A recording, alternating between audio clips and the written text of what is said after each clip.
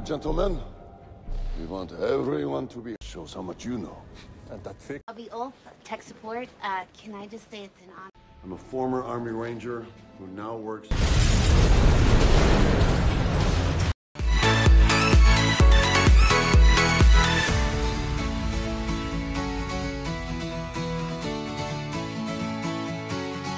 Film kali ini yang akan kita bahas berjudul My Spy. Dirilis tahun 2020, disutradarai oleh Peter Segal.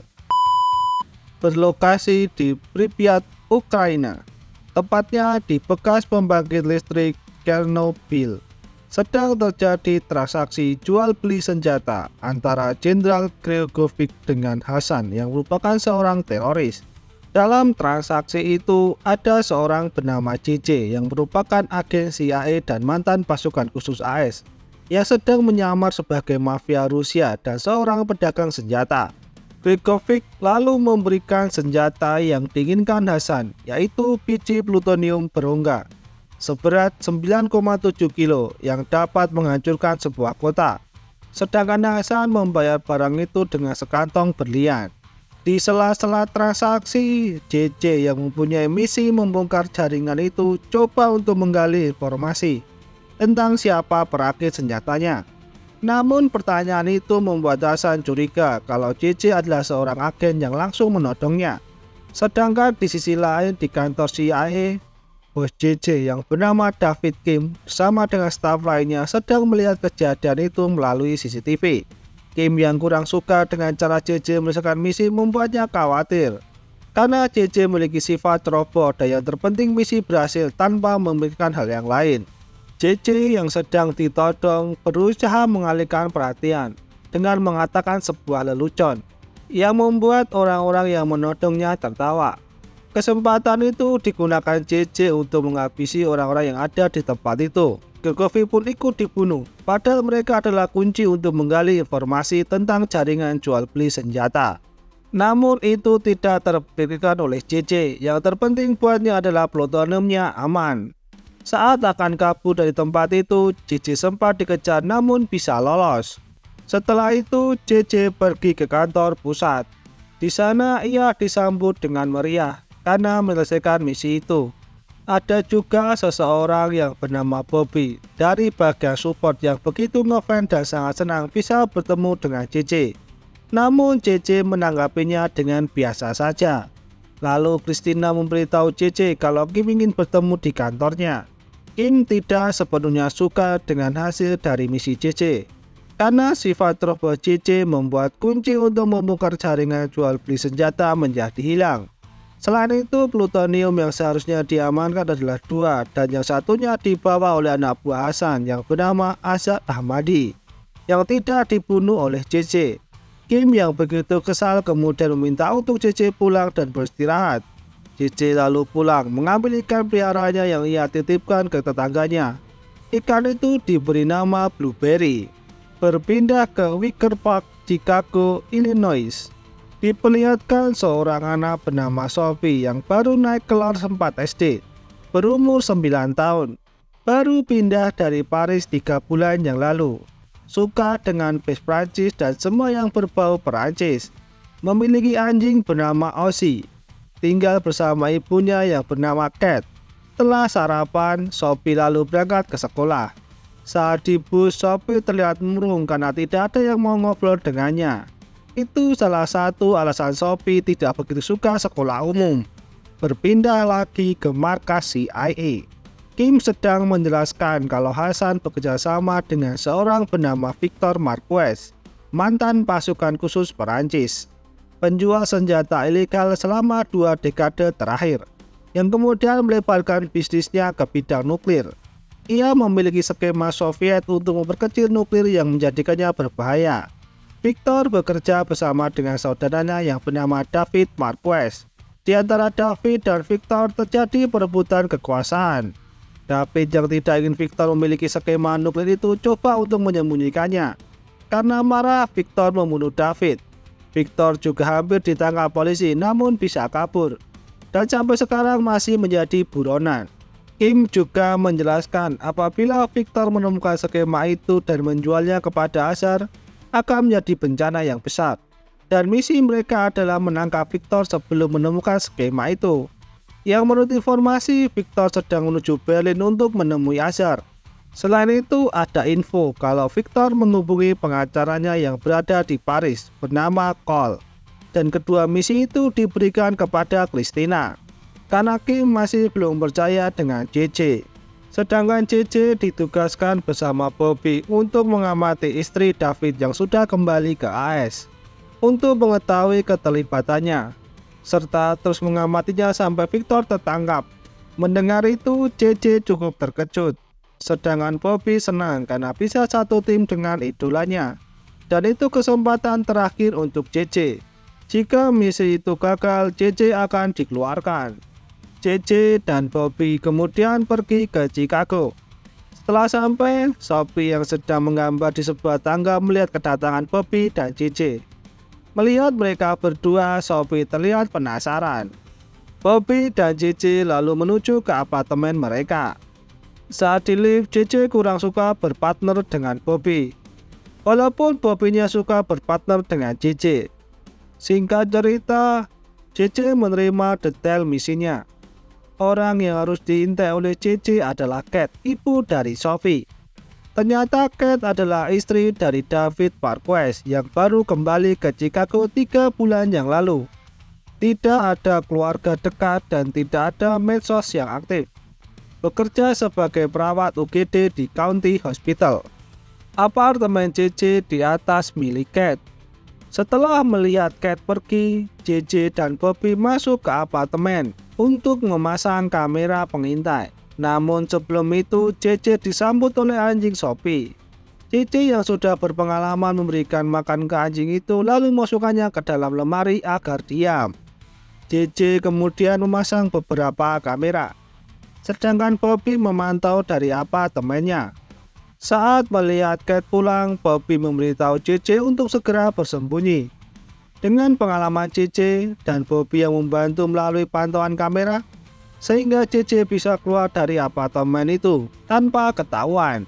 JJ yang tidak pernah melakukan pengintaian mulai merasa bosan karena harus menunggu. Saat malam, Kate dan Sophie pulang. Tiba-tiba raut muka Kate berubah setelah menerima pesan. Sophie yang mengetahui raut muka ibunya itu menebak kalau ada kabar buruk yang akan disampaikan kepadanya. Dan ternyata benar.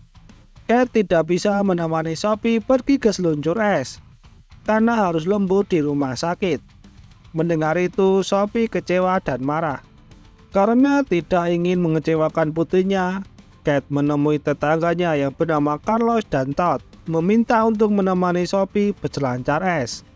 Dan mereka menyetujuinya. Pagi harinya, Sophie yang baru bangun lalu sarapan dan melihat pesan dari ibunya tentang makan siang yang ada di kulkas. Di sisi lain, JJ melihat di monitor kalau anjing Sophie menemukan salah satu kameranya di dalam sebuah bola yang kemudian dibawa kepada Sophie yang sedang santai. JJ mengira kalau Sophie tidak akan bisa menemukan sambungan wifi kamera itu. Namun dugaan JJ itu salah.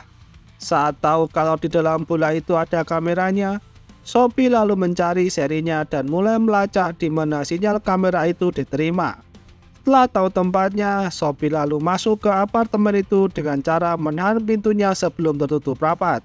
Setelah Bobby membeli pizza, dengan perlahan-lahan Sophie masuk, sempat melihat identitas milik Bobby.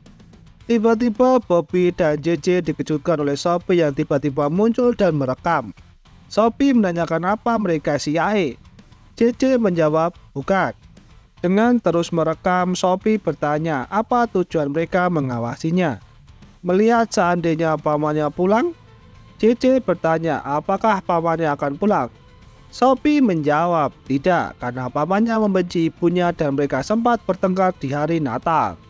JJ coba mengancam Sophie untuk menyerahkan ponselnya atau akan mengalami masalah besar. Namun itu tidak membuat Sophie takut, malah mengancam balik kalau mereka yang akan memiliki masalah kalau video itu diupload ke sosial media. Penyamaran terbongkar oleh anak 9 tahun. Melihat situasi itu, Bobby mengajak JJ berbicara berdua. Kalau menurut protokol, kalau ketahuan mereka harus mundur. Namun itu akan buruk untuk JJ kalau Kim tahu misinya gagal karena anak 9 tahun. Karirnya bisa berakhir. Dan jalan keluar yang diberikan oleh JJ adalah membunuhnya. Seolah-olah kecelakaan. Ternyata perbicaraan mereka terus direkam oleh Sophie. JJ dan Bobby yang bingung mencari jalan keluar, tiba-tiba Sophie memberi penawaran. Menemaninya ke seluncur es atau video itu ditujukan kepada ibunya. Dengan sangat terpaksa, JJ memilih untuk menemani ke seluncur es. Setelah sampai ke tempat seluncur es, JJ yang tidak mau ikut berseluncur terus diejek oleh Sophie. Yang pada akhirnya JJ ikut seluncur. Ternyata JJ tidak bisa seluncur es yang membuatnya terjatuh dan ditertawakan oleh dua anak laki-laki. Sedangkan Sophie yang coba untuk menyamperin teman-temannya dan mengajak seluncur bersama ditolak yang membuat Sophie agak sedih. JJ yang sedang berada di pinggir melihat kalau Sophie digangguin oleh dua anak laki-laki yang menertawakannya. Saat kedua anak itu lewat di belakang JJ, ia menekelnya yang membuat kedua anak itu terjatuh. Karena itu JJ dan Sophie diusir dari tempat itu. Karena sama-sama sedang kesal, Sophie menyarankan untuk memakan es krim agar suasananya lebih baik. Dan benar, setelah makan es krim mood mereka menjadi lebih baik. Setelah itu mereka berjanji untuk tidak saling mengganggu lagi. Saat akan keluar lift, tiba-tiba JJ diserang oleh Cat yang panik melihat kalau Sophie bersama orang asing. Cat yang coba menghubungi polisi dicegah oleh Sophie dengan menjelaskan kalau JJ mengantarnya pulang setelah membantunya dari gangguan teman-temannya. Mendengar itu, Cat lalu meminta maaf karena sudah menyerangnya. Hari berikutnya, semua tampak normal. Sampai Sophie melihat JJ yang baru pulang. Tiba-tiba JJ mendengar teriakan minta tolong dari apartemen Sophie, yang ternyata Cat yang sedang memperbaiki wastafelnya yang bocor. Dan Sophie yang melakukannya supaya JJ datang ke rumahnya. JJ yang coba memperbaiki malah memperburuknya, namun itu bisa ditangani oleh Cat. Tiba-tiba anjing Cat menghampiri JJ yang membuat Cat terkejut. Karena anjingnya tidak mudah ramah dengan orang asing. Sophie lalu meminta JJ untuk makan malam bersama karena telah membantunya. JJ sempat menolak. Lalu Sophie melakukan HP-nya yang membuat JJ menyetujuinya.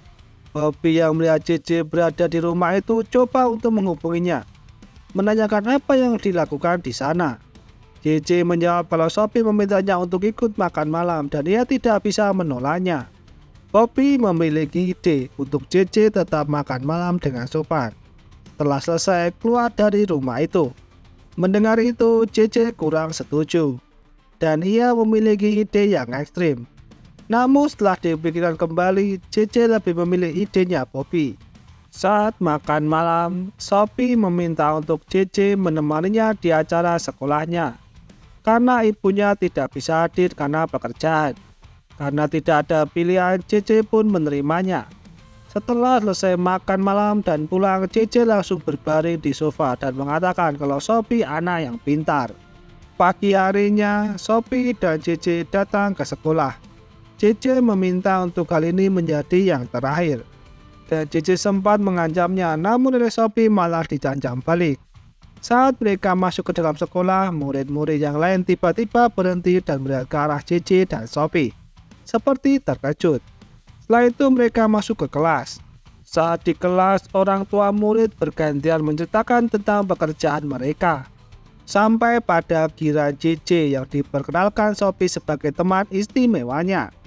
JJ menceritakan kalau ia sedang mencari pekerjaan dan di pekerjaan sebelumnya JJ mengaku sebagai tukang pembersih sampah. Mendengar cerita itu, teman Sophie ada yang menganggap aneh karena membawa orang seperti itu. JJ yang mendengar itu dan melihat Sophie yang tampak sedih lalu melanjutkan ceritanya. JJ menceritakan kalau dirinya mantan anggota khusus AS dan sekarang sebagai agen CIA. Dalam ceritanya itu, JJ juga sedikit mengintimidasi anak-anak yang mengejek Sophie.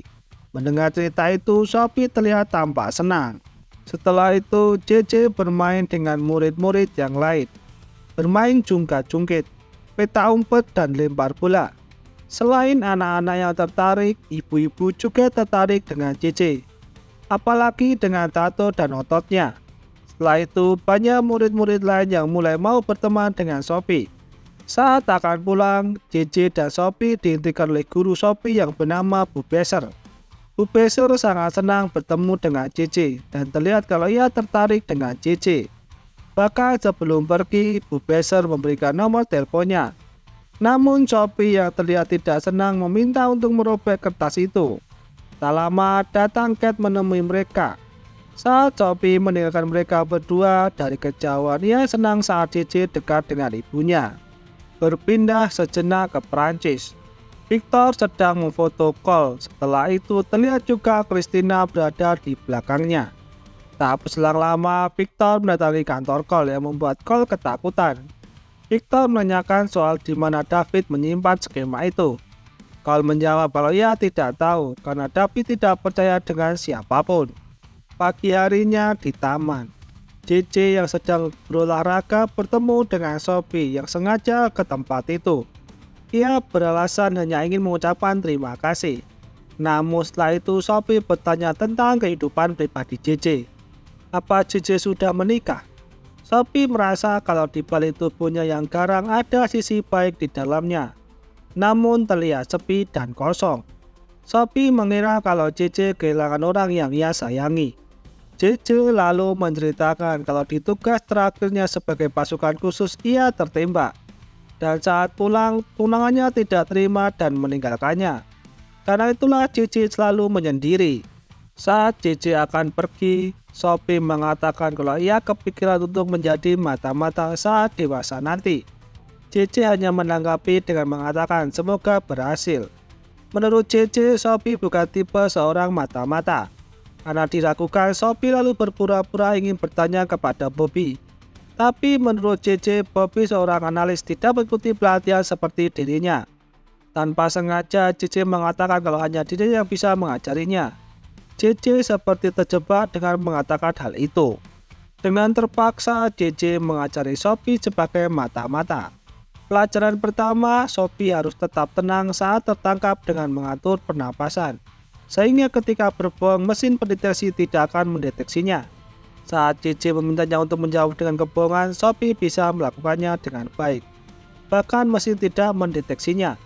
Hal itu membuat JJ sedikit emosi. Selain itu, dengan mudah Sophie dapat mempelajari apa yang diajarkan oleh JJ. Saat sedang jajan, Sophie bertanya kapan dia akan ditugaskan. JJ menjawab saat dirinya memutuskan kalau Sophie sudah siap. Sophie menjawab kalau dirinya sudah siap. Mendengar itu, JJ mengetesnya dengan meminta Sophie dalam waktu 10 menit bisa berada di balkon salah satu apartemen di belakang mereka. Sophie mengatakan kalau ia bisa melakukannya dalam waktu 5 menit. Kurang dari 5 menit, Sophie bisa berada di balkon apartemen seorang nenek. Yang membuat JJ terkejut. Tak hanya itu, Sophie dengan mudah bisa berada di balkon di beberapa kamar di apartemen itu yang semakin membuat JJ terkejut. Singkat cerita, saat JJ kembali, Bobby marah kepadanya karena tidak mengajarinya tentang semua itu, malah mengajari anak yang baru berusia 9 tahun. Padahal Bobby adalah partnernya. Namun JJ mengatakan kalau sejak awal ia tidak menganggap Bobby partnernya. Mendengar itu, Bobby semakin kesal dengan JJ. Namun JJ seperti tidak peduli. Hari berikutnya, tiba-tiba JJ dihubungi oleh Sophie kalau sedang butuh bantuannya. Dengan cepat, JJ menuju ke sekolah. Ternyata tidak terjadi apa-apa dan sedang diadakan pameran lukisan anak-anak. Sophie menghubungi JJ agar bertemu dengan ibunya. Sophie benar menjodohkan JJ dengan ibunya. Singkat cerita, setelah selesai pameran, JJ dan Kate jalan bersama. Setelah sampai apartemen, Kate lalu mengajak JJ untuk makan malam. Dan JJ menyetujuinya. Saat kembali ke apartemennya, Bobby bertanya apa yang sedang terjadi. JJ mengatakan kalau tidak ada apa-apa. Bobby lalu memperlihatkan rekaman saat JJ diajak makan malam oleh Kate. Bobby marah karena JJ sudah mulai melenceng dari misi. JJ menganggap kalau ia bisa dekat dengan Kate bisa memastikan lebih aman. Namun Bobby mengatakan kalau misi mereka bukan memastikan aman, namun mengamati. apa ada orang yang mencurigakan menghubunginya. JJ menganggap kalau misi itu omong kosong karena di dalam rumah Kate tidak ada informasi terselubung dan hanya ada keluarga yang hancur. Perdebatan itu semakin memanas saat Bobby membahas tentang masa lalu JJ yang semua rekannya tewas di misi terakhirnya. Padahal itu dirahasiakan. JJ lupa kalau Bobby seorang teknisi dan Bobby ingin membantu dan berguna untuk JJ. Namun JJ menganggap kalau semuanya harus dia selesaikan sendiri. Bobby mengatakan kalau JJ bisa mengajak Kate makan malam agar bisa melupakan masa lalunya. Dengan emosi, JJ pergi meninggalkan Bobby. 2 hari berikutnya, JJ yang sudah berpakaian rapi mendatangi apartemen Kate. Saat akan mengetuk pintu, Carlos memanggilnya untuk memakeover penampilannya setelah diminta oleh Sophie. Setelah itu, JJ dan Kate pergi berkencan. Saat makan malam, Kate menceritakan alasannya pindah ke Chicago setelah suaminya meninggal. Kate dan Sophie kesulitan tinggal di Paris karena polisi mengambil semua barang-barang di rumahnya, membekukan rekening dan menyita aset-aset mereka. Kate tidak tahu kalau suaminya terlibat dalam hal yang buruk. Sedangkan di sisi lain, Sophie dan Bobby melihat mereka dari kamera CCTV. Kate bertanya kenapa JJ pindah ke apartemen itu. Belum sempat menjawab, Kate yang mendengar sebuah lagu mengajaknya menari, namun JJ menolaknya. Kate lalu sedikit mengejeknya yang membuat JJ kemudian menari. Walaupun tariannya aneh, namun orang-orang di sekitarnya mengikutinya. Saat di apartemen, Kate mengatakan kalau hari ini begitu senang, begitu juga dengan JJ. Malam berikutnya, Sophie yang sedang ditinggal ibunya kerja, ditemani oleh JJ sambil belajar matematika lewat telepon. Sophie sempat bertanya apa hanya orang jahat. Dengan bingung, JJ menjawab kalau menurutnya hanya membuat keputusan yang buruk saat berurusan dengan pamanmu. Namun kalau ayahmu membantu mendidikmu, ayahmu tidak sepenuhnya buruk.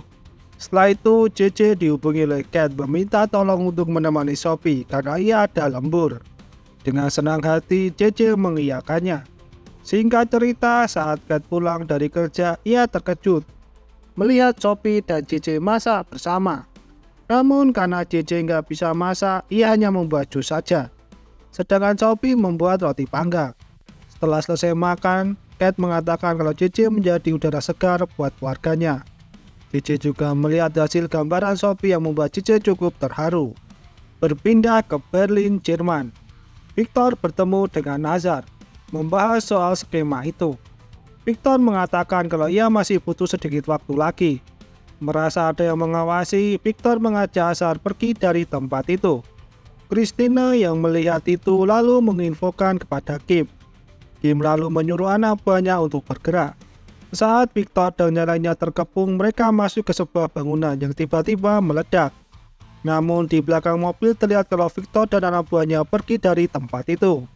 Hari berikutnya, JJ dan Bobby dipanggil ke markas pusat. Kim menjelaskan kalau misi berakhir.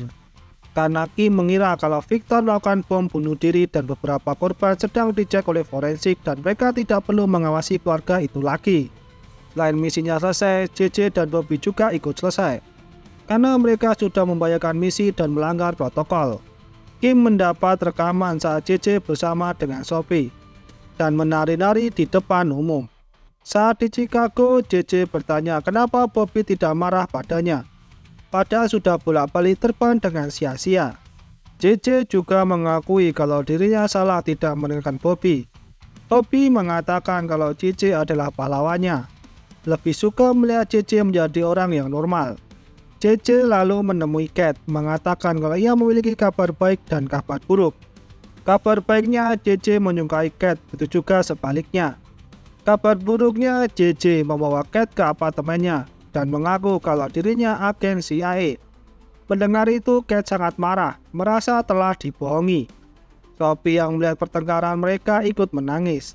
Setelah itu, JJ diusir oleh Kate. Karena kejadian itu, JJ menjadi galau, banyak makan coklat dan nonton film drama.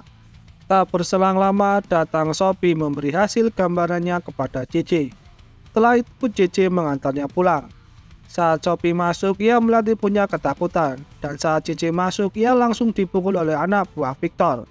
Bobby yang melihat kejadian itu dari kamera lalu berpikir untuk membantunya. Ia lalu membuka koper senjata milik JJ. Karena Bobby tidak punya keahlian di bidang senjata, ia cukup kesulitan. Sedangkan Victor mengambil flash disk yang berada di kalung Ozzy. Setelah dicek isinya benar, Victor berencana pergi. Namun saat akan pergi, datang Carlos dan Ted yang berpura-pura membawa makanan untuk mereka. Namun tiba-tiba mereka berdua menyerang Victor dan anak buahnya. Ternyata mereka juga mencari skema itu karena harganya mahal dan mereka bekerja sebagai kontraktor swasta. Carlos menodong JJ untuk menyerahkan flash disk itu. Sedangkan di luar, Bobby tanpa sengaja menjatuhkan senjatanya yang membuat senjata itu menembak sendiri, yang membuat orang yang di dalam panik. Memanfaatkan kepanikan itu, Victor mengambil flash disknya lalu pergi membawa Sophie. JJ mengejar Victor, sedangkan Bobby mengurus Carlos dan Todd. Karena tidak bisa menggunakan senjata, Bobby lalu mengeluarkan granat lalu kabur. Victor membawa Sophie menggunakan mobil. JJ yang coba mengejarnya lalu diambil oleh Kate menggunakan mobil. Mereka mengejar mobil Victor. Bobby coba membantu mereka dengan menggunakan kamera satelit. Bobby mengatakan kalau kemungkinan Victor menuju ke Northville karena ada bandara di tempat itu. JJ sempat ketakutan dengan cara mengemudi Kate yang begitu ugal-ugalan. Victor masuk ke dalam bandara dengan aman. Sedangkan Kate yang berusaha menembus gerbang dengan mobilnya diperingatkan oleh JJ, namun tidak digubris, sehingga mobil Kate berhenti di gerbang. JJ melompati pagar dan langsung berlari. Melihat pesawat Victor akan terbang, JJ berencana untuk menghadangnya dengan menggunakan mobil bahan bakar. Setelah itu, dengan bermodal pisau, JJ menyayat ban pesawat, yang membuat pesawat itu berputar. Dan sayap pesawat mengenai selang tangki yang mengakibatkan bahan bakar mengucur. Victor keluar dari pesawat dan berantem dengan JJ. Di sisi lain, Sophie yang berusaha melepaskan ikatannya di dalam pesawat malah membuat pesawat itu kembali bergerak. Perlahan-lahan, paling-paling yang mengenai pagar pembatas patahannya menimbulkan api di dekat mobil bahan bakar. Namun pesawat itu tidak berhenti dan terus berjalan menuju jurang. Saat di tepi jurang, pesawat itu berhenti karena tersangkut kawat pagar. Setelah membuat Victor lemas, JJ langsung lari menuju ke pesawat dan melepaskan ikatan Sophie. Karena pesawat itu tidak stabil, JJ meminta untuk keluar dari jalan yang berbeda. Sophie lewat depan, JJ lewat belakang. Sebelum keluar, Sophie mengambil kotak yang berisi flash disk itu. Saat sudah aman, Victor menodong mereka berdua, meminta untuk Sophie memberikan kotaknya. Sophie yang mempunyai rencana lalu memberikan kotak itu. Sebelum Victor membunuh mereka, datang Kate yang langsung memukul Victor. Melihat Victor yang jatuh, JJ lalu mendorong pesawat itu yang membuat Victor tertarik dan ikut jatuh ke jurang. Melihat mobil bahan bakar itu akan meledak, mereka bertiga lalu bergegas lari. Kate terlihat begitu panik. Sedangkan Sophie meminta JJ untuk berjalan bergaya seperti yang ada di film-film. Namun ternyata mobil itu tidak meledak, yang membuat Sophie kecewa. JJ yang tidak ingin Sophie kecewa lalu mengeluarkan granat dan melemparkannya ke arah mobil, sehingga pas jalan ada efek ledakan di belakangnya. Setelah itu JJ dan Bobby kembali ke markas pusat. Di sana mereka disambut dengan meriah atas keberhasilan misinya. Kim juga meminta untuk JJ kembali lagi dan boleh meminta di mana akan ditugaskan. JJ meminta untuk ditugaskan di Chicago dan ia juga sudah mengakui Bobby sebagai partnernya. Singkat cerita, JJ lalu berselancar es bersama dengan Kate dan Sophie. Setelah kejadian itu, Sophie menjadi populer dan banyak teman-temannya yang ingin bermain bersamanya. Saat Sophie sedang bersama teman-temannya, tiba-tiba JJ melepaskan pegangannya kepada Kate lalu menari di atas luncur es. Ternyata JJ sudah mahir berselancar es, sehingga ia bisa mengejek dua anak yang dulu menertawakannya. Cerita usai.